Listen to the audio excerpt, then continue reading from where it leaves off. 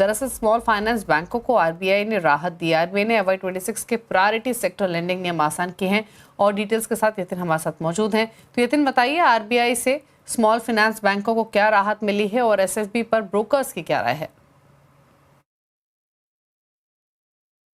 जी, तो small finance banks के लिए एक बड़ी राहत की खबर आई है। वीकेंड पे आरबीआई का जो सर्कुलर है उससे ये जानकारी मिल रही है कि जो प्रायोरिटी सेक्टर लेंडिंग है, ये प्रायोरिटी सेक्टर लेंडिंग जो अभी टोटल लगभग 33-35% करनी है, इसको घटा के अब 20% ही करना है। इसका मतलब ये है कि जो छोटे मझौले लोन्स होते हैं, माइक्रो फाइनेंस लोन होते हैं, जो किसानों को लोन दिए जाते हैं, एग्री सेक्टर को लोन दिए जाते हैं, ओवरऑल इनकी जो कंपलसरी पोर्शन है उसको कम कर दिया गया है, जिससे ऑब्वियसली एसेट क्वालिटी में सुधार होता है, कंपनी के जो ऑपरेशनल कॉस्ट होते हैं वो कम होते हैं।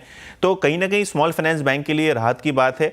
राहत की नहीं, इनफैक्ट ये अच्छी खबर है ओवरऑल उनके लोन बुक के लिए, क्योंकि दूसरे डाइवर्सिफाइड सेक्टर्स को जहां शायद ज़्यादा मार्जिन और ज़्यादा ब्याज दरें होती हैं, वहाँ इनको डाइवर्सिफाई करने का मौका मिलेगा।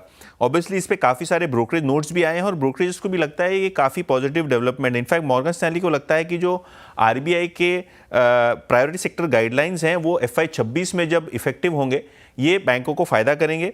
इनफैक्ट जो अभी ओवरऑल बुक है उसको कट करके 60% तक लाया जाएगा और ये स्ट्रक्चरल पॉजिटिव है पोर्टफोलियो फ्लेक्सिबिलिटी के लिए और ओवरऑल ग्रोथ पोटेंशियल के लिए। सिटी की भी रिपोर्ट आई है इस पर्टिकुलर आरबीआई के मसौदे पे, और कहीं ना कहीं ये जो प्रायोरिटी सेक्टर लेंडिंग टारगेट है वो अब 60% कर दिया है, जो पहले लगभग 75% से ज़्यादा था। और कहीं ना कहीं 20% जो लिमिट खुलती है, इस 20% लिमिट को स्मॉल फाइनेंस बैंक बहुत अच्छी तरीके से दूसरे पोर्टफोलियोज में डाइवर्सिफाई किए जा सकते हैं।